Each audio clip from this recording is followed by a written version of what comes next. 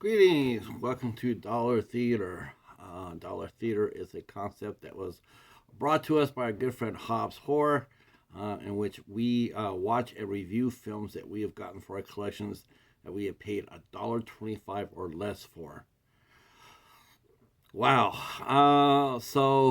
Yeah, this week I was sort of feeling Masters of Horror this week. And I thought, well, yeah, it was time to break out one. I haven't brought one of those out in forever and a day. But as I kept on looking to pick it up out of the closet, I kept on noticing that I had gotten another National Geographic from the bookstore, and it was about In Search of the Jaguar. And so I said, well, you know what? I'm going to go with Masters of Horror next week. But this week, we're actually going to talk about the Jaguar. So we're going to talk about, and this is what I really, really love about National Geographics. We are going to look at 2003's In Search of the Jaguar. Now, you may notice a strong resemblance to the cheetah, and the Jaguar is considered a big cat like he is, but he's actually bigger than the cheetah. They can go up to like 185 pounds, and but they pretty much live in Central to South Africa. They actually used to live in America, but we killed them all. So this is a search of the Jaguars, 2003, and it's narrated by actress Glenn Close, and it really it showcases the efforts to conserve the jaguar. It's the biggest predator in South Africa or South America, and Central as well. Jaguars are incredibly strong. Um, a lot of people think, well, yeah, well, what about the alligators and the caimans?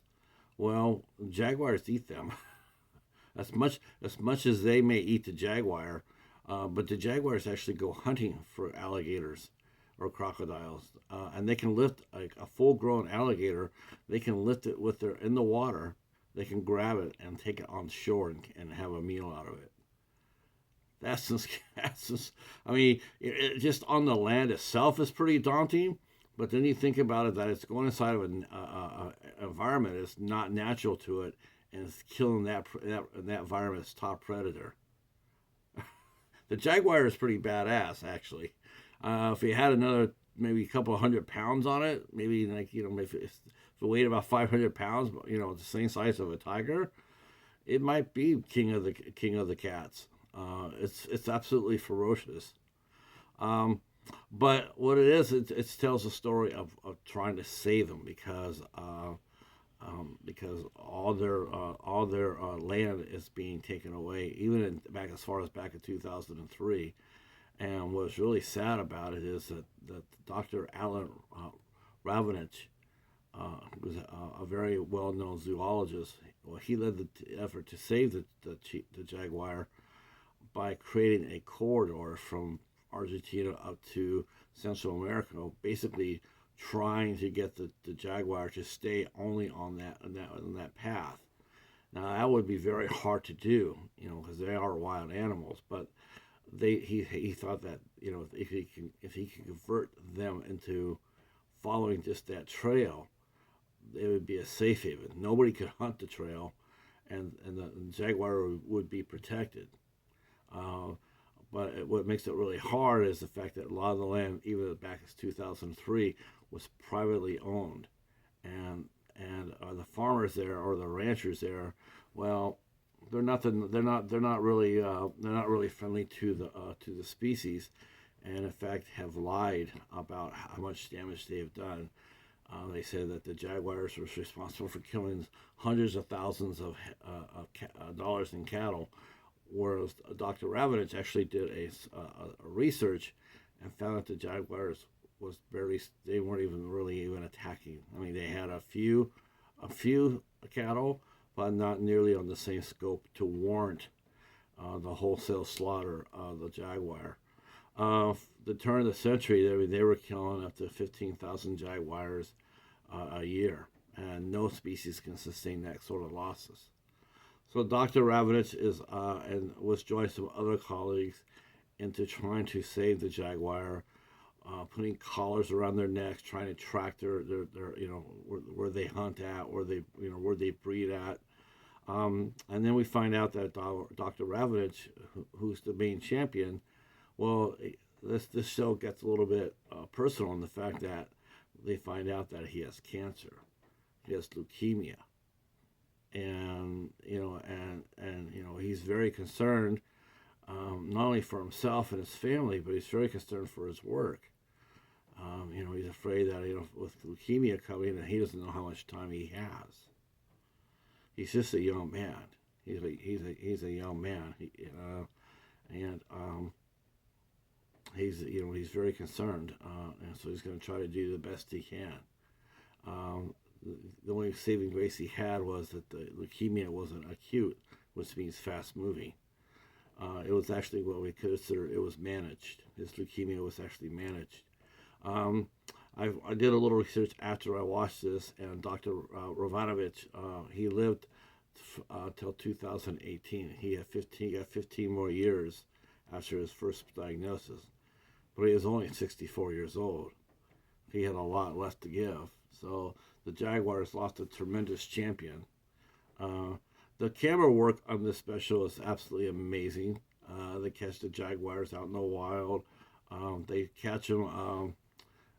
There's one lady out there trying to catch trying to hunt a jaguar so they could track it, and unfortunately they sort of pinned the jaguar into a corner, and these hunters, these trackers with dogs, well, one of their dogs gets lit up pretty good, and the scientist leading the team is visibly upset about the dog being hurt, because that's not what it was all about.